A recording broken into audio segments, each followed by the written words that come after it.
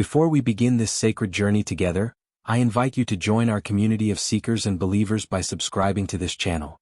Here we walk the ancient stones of Israel, we listen to the whispers of millennia, and we seek the light that has drawn pilgrims for generations. Press that subscribe button, and let us journey together into the heart of Jerusalem, where heaven and earth meet in ways that words can barely capture. The air is different here. You feel it the moment you step onto these ancient stones, worn smooth by centuries of footsteps, prayers whispered and shouted, tears shed and joy proclaimed. Tonight, as darkness settles over Jerusalem like a tender cloak, the dome of the rock rises before us, its golden cupola catching the last rays of twilight before surrendering to the stars. The sky deepens from violet to indigo, and the first lamps begin to flicker across the old city, tiny flames of human hope against the vast canvas of night. This is the noble sanctuary, the Haram al-Sharif, the Temple Mount. 3 names for one place, and in those names, we hear the echoes of 3 faiths, 3 stories, 3 loves for the same sacred ground. Tonight, we stand as witnesses to something rare and beautiful, a vigil that unfolds in whispers and in silence, in the glow of lanterns and the soft rustling of prayer shawls and robes. The stone beneath our feet is limestone, quarried from these very hills millennia ago. It remembers the Temple of Solomon, built in wisdom and glory, where the presence of the divine was said to dwell between the cherubim. The Book of Kings tells us that when Solomon dedicated that first temple, the glory of the Lord filled the house, and the priests could not stand to minister because of the cloud, for the glory of the Lord filled the house of God. Imagine that moment, the weight of holiness so thick that mortal men could barely breathe, could barely stand. The stone remembers the destruction too. It remembers fire and siege, the Babylonian armies and later the Roman legions. It remembers the weeping of those who saw their sanctuary turn to ash and rubble. And it remembers rebuilding. Always rebuilding. The human heart is stubborn in its faith, persistent in its hope. The temple rose again, grander than before, only to fall once more. And from those ruins new sanctuaries grew.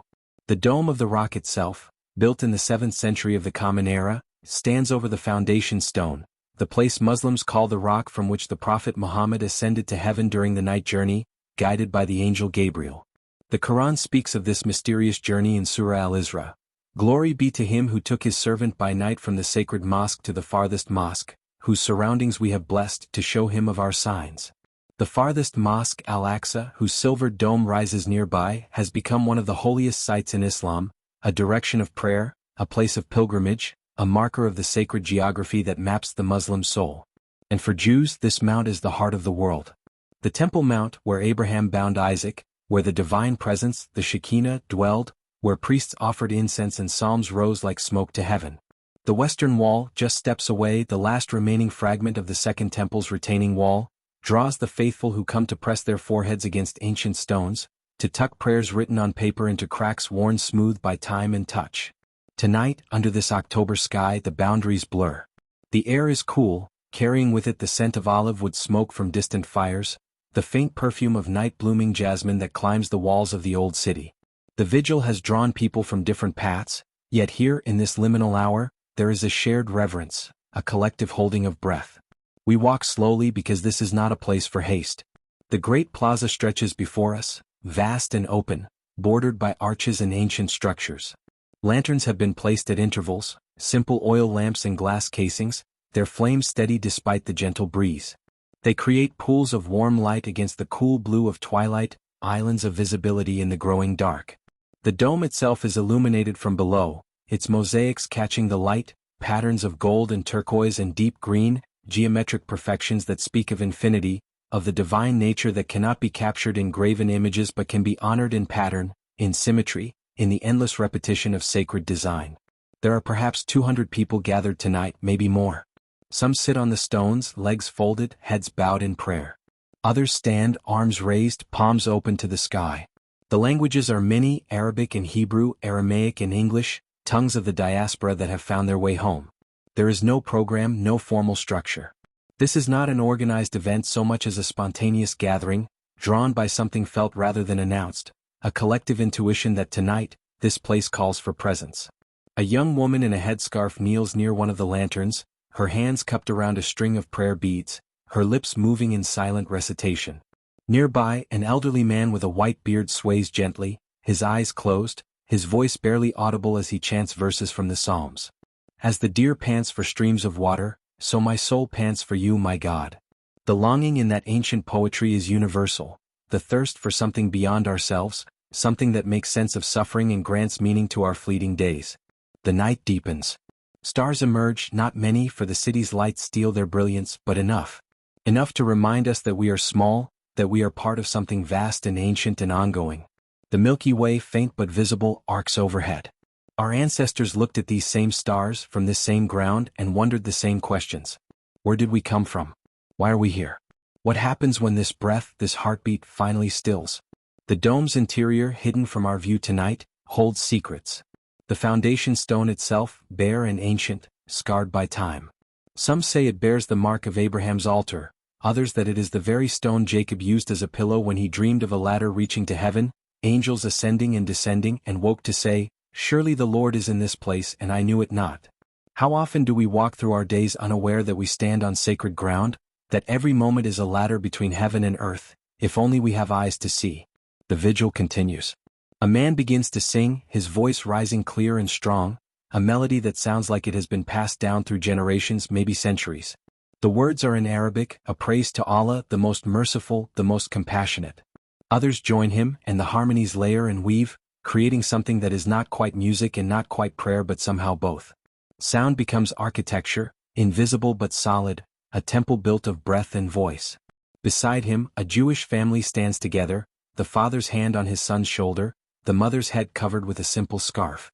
They do not sing, but they listen, and there is respect in their silence, acknowledgement that this place holds many prayers, many names for the one who cannot be fully named. The Tetragrammaton, the unpronounceable name of God, YHWH, reminds us of this mystery. We cannot capture the divine in syllables. We can only point, gesture, approximate. Time moves differently here. Minutes stretch, become elastic. We lose track of how long we have been standing, sitting, kneeling on these stones. The city around us dims, shops closing, streets emptying, but here on the mount, the vigil intensifies. More lanterns are lit, carefully, reverently. Each flame is a prayer, a hope, a declaration that darkness will not have the final word. The Quran speaks of light in words that have captivated mystics and poets for centuries. Surah An-Nur, the chapter of light, declares, Allah is the light of the heavens and the earth. The example of his light is like a niche within which is a lamp. The lamp is within glass, the glass as if it were a pearlescent star lit from the oil of a blessed olive tree, neither of the east nor of the west, whose oil would almost glow even if untouched by fire. Light upon light. Allah guides to his light whom he wills. Light upon light.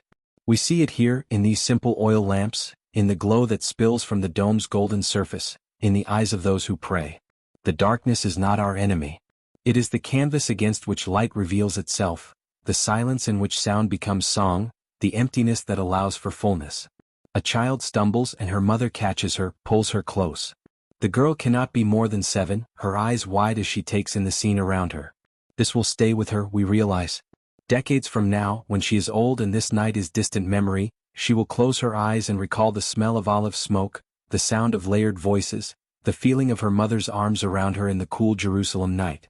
Faith is transmitted this way, not through arguments or proofs, but through experiences that mark the soul, that become part of the internal landscape we carry with us all our days. The moon rises, waxing gibbous, bright enough to cast shadows. It has risen over Jerusalem for millennia, has witnessed everything.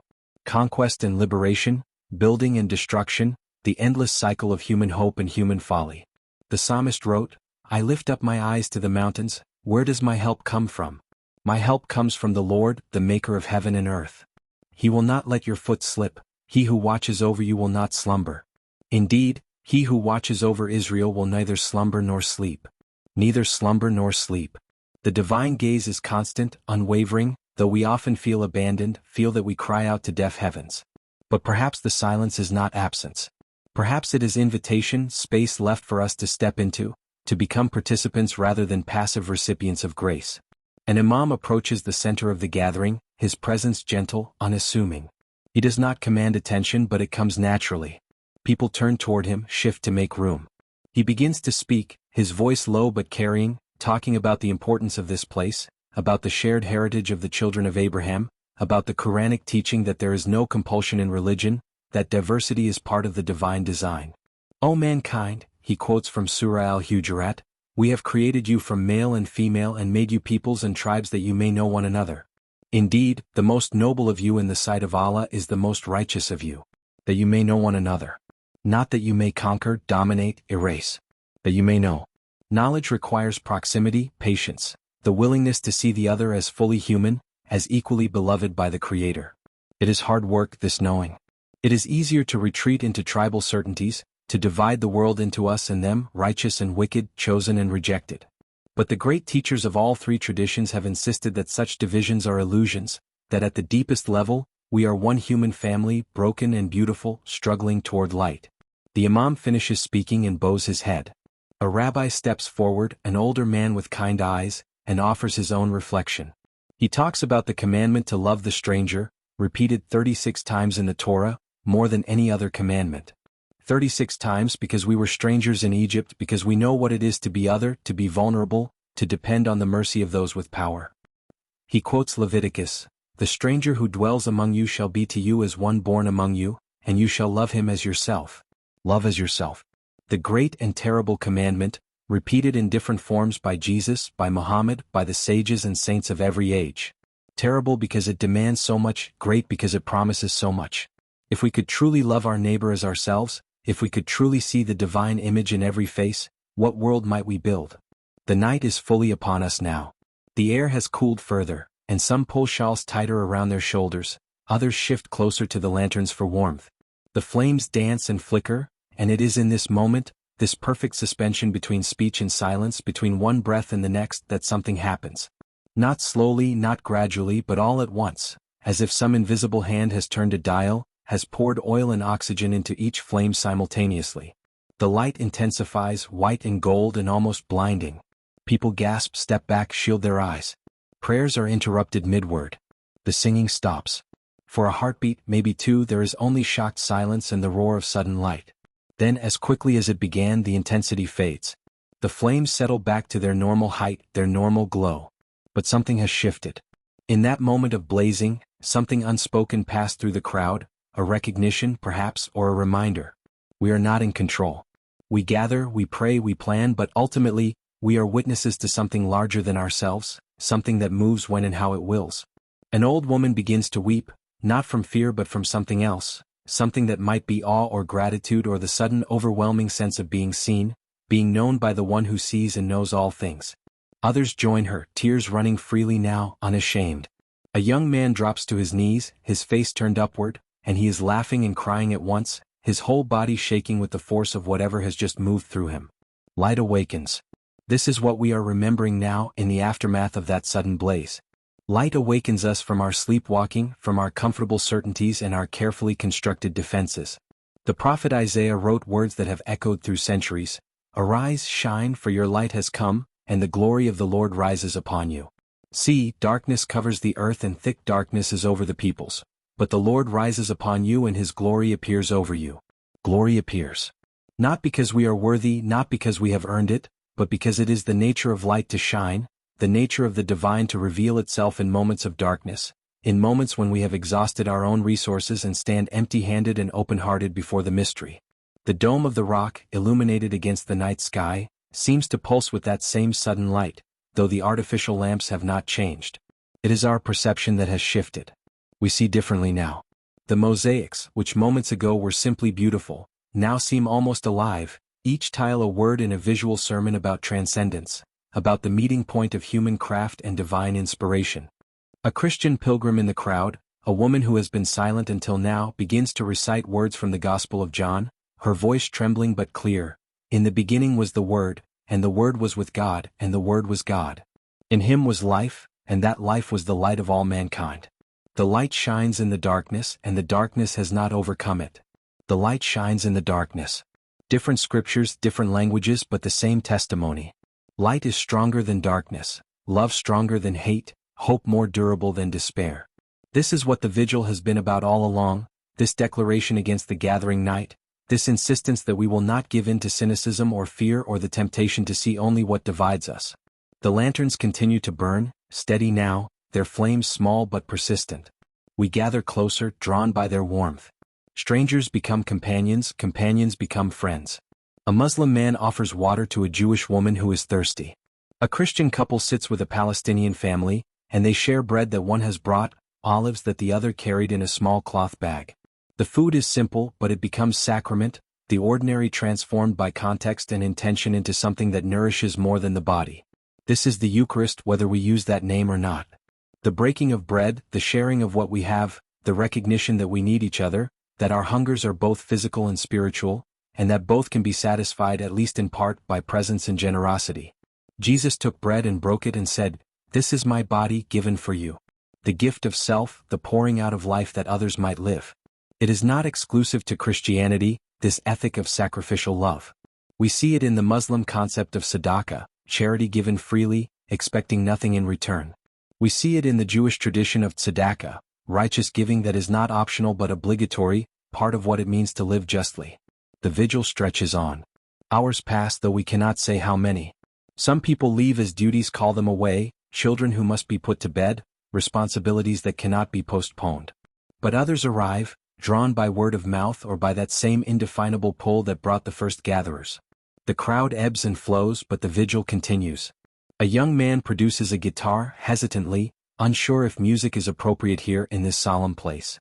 But someone nods encouragement and he begins to play, fingers moving across strings, creating melodies that are wordless and therefore universal. The music is not loud, not performative. It is simply there, another layer of prayer, another offering laid at the feet of the holy. Others join with instruments of their own, a small drum, a flute, and the music becomes conversation, call and response, listening and answering. This is the language beneath language, the communication that predates words and will outlast them. When we are stripped of our doctrines and our certainties, when we stand vulnerable and open before the sacred, this is what remains: breath and rhythm, melody and silence, the fundamental grammar of human longing. The book of Exodus tells us that when Moses encountered the burning bush, the bush that burned but was not consumed, he was told to remove his sandals, for the place where he stood was holy ground. We are not so different tonight. We stand on ground made holy not by our presence but by the countless prayers that have soaked into these stones, by the tears and the songs and the desperate whispered petitions of millennia. We come not to claim this place but to honor it, not to possess but to participate. The foundation stone, hidden beneath the dome, is said by Jewish tradition to be the point from which the world was created, the navel of the universe from which all else unfolds. In the Midrash, it is written that the stone wanted to be placed in the Holy of Holies because it was the foundation stone of the world. God granted this wish, and from that stone the world was established. Science may tell us different stories about origins, about big bangs and cosmic evolution, but the truth captured in myth is not necessarily contradicted by the truth revealed by telescope and mathematics. Both speak of beginning, of order emerging from chaos, of light piercing darkness. What is creation but the first vigil, the first watching and waiting, the Spirit of God hovering over the waters, and then the command, "Let there be light." And there was light. And God saw that it was good. Not perfect, not finished, but good. Good enough to continue, to develop, to evolve towards something we cannot yet fully imagine. The temperature continues to drop. Jerusalem's October nights can be cold, especially here, exposed on this high plateau. Some light small fires in portable braziers, carefully, respectfully, feeding them with olive wood that crackles and sparks and fills the air with sweet smoke. The fires create new circles of light, new gathering places. People move between them, warming hands, sharing stories. An old man tells of his grandfather who was one of the last to pray at the Western Wall before 1948, before the wars and partitions that reshaped this land. His voice is thick with memory and loss, but also with something like wonder that he, the grandson, can stand here tonight, can bear witness to this impossible gathering of traditions and hopes. History is not gentle, he says. History is brutal and beautiful and relentless. But here we are, despite everything, still standing, still praying, still hoping. A young woman, perhaps his granddaughter, adds her own story. She speaks of her work with an interfaith dialogue group, of the difficulty and the necessity of such work, of learning to listen without defending, to question without attacking, to hold her own truth while honoring the truth of others. It is exhausting, she admits. It would be easier to retreat into certainty, into the black and white clarity of us versus them. But she cannot. She has seen too much, felt too much. She has experienced moments like this one, where the boundaries dissolve and something larger emerges, something that cannot be named but can be felt, can be lived. The Sufi mystics speak of Wadat al-Wujud, the unity of being, the idea that all existence is ultimately one, that the apparent multiplicity of creation is like light refracted through a prism, appearing as many colors but ultimately one light. This is dangerous territory theologically, prone to misunderstanding, but the intuition beneath it is powerful. We are not as separate as we think. Our boundaries are more permeable, our connections deeper and more fundamental than we typically acknowledge. Another hour passes, or maybe two. Time has become irrelevant. We exist now in a kind of eternal present, the past and future collapsed into this single moment of gathered presence. The dome above us seems to float, detached from earth, a golden vessel catching starlight and moonlight and the glow of our lanterns and fires. Byzantine architects who designed its ancestor, the Church of the Holy Sepulchre, understood something about creating space that points beyond itself, that uses material means to suggest immaterial realities. The dome does this. It is beautiful, yes, but its beauty is not the point. The beauty is the means, the vehicle that carries us towards something we cannot directly see or touch but can nonetheless encounter. A group begins to sing psalms, the ancient songs of David, and the Hebrew words roll out, guttural and tender, fierce and vulnerable. The Lord is my shepherd, I shall not want. He makes me lie down in green pastures, he leads me beside quiet waters, he refreshes my soul. Beside them, others recite the Fatiha, the opening chapter of the Quran, which Muslims recite in every prayer, multiple times a day. In the name of Allah, the entirely merciful, the especially merciful. Praise is due to Allah, Lord of all the worlds, the entirely merciful, the especially merciful, Master of the Day of Judgment. You alone we worship, and you alone we ask for help. Guide us on the straight path. Guide us. We are all asking for guidance, for direction in a world that often seems directionless, chaotic, ruled by chance and violence. We come to places like this, ancient places soaked in prayer, hoping that the accumulated petitions of centuries might somehow create a channel, an opening through which divine guidance can flow. Perhaps they do. Perhaps that is what we are feeling tonight, in the wake of the lantern's sudden blaze, in the warmth of shared bread and shared silence. A rabbi begins to chant the Shema, the central prayer of Jewish faith. Hear, O Israel, the Lord our God, the Lord is one. Not divided, not multiple despite our multiple names and traditions, but one. This is the great unifying claim of monotheism, and it is both simple and impossibly complex. If God is one, then our divisions are ultimately illusory, human constructs that serve human purposes but do not reflect ultimate reality. Yet we cling to our divisions. They give us identity, security, a sense of belonging. To surrender them feels like death. Perhaps it is. Perhaps that is what true faith requires, a kind of death, the ego death of which mystics speak, the surrender of our small selves so that the larger self, the divine self, can emerge. Jesus said, "Whoever wants to save their life will lose it, but whoever loses their life for my sake will find it." The Buddha taught non-attachment, the release of clinging. The Sufi poets wrote of fana, annihilation in the divine, the moth consumed by the flame it cannot resist.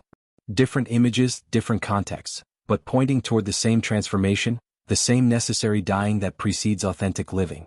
The wind picks up and the lanterns flicker but do not go out. The flames bend and dance but hold their ground.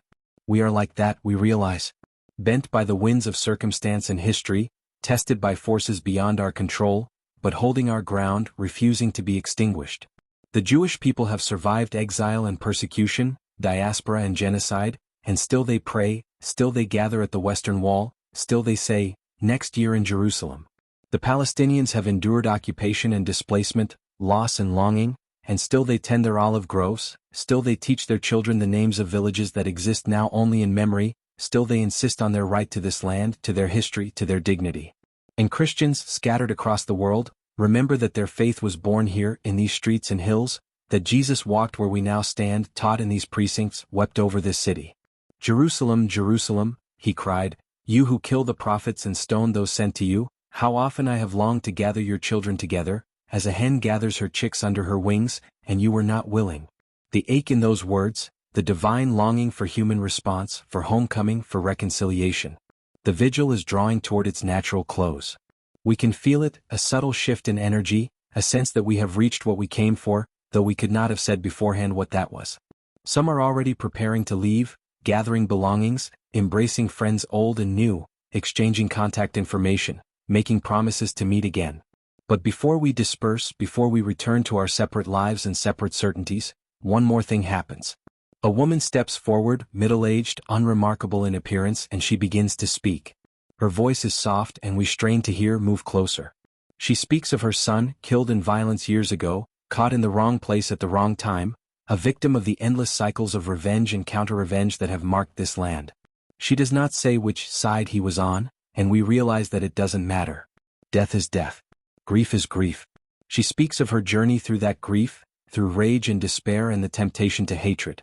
She speaks of the moment when she realized that hatred would not bring her son back, would not heal her wounded heart, would only perpetuate the cycle that had taken him from her. So she chose differently.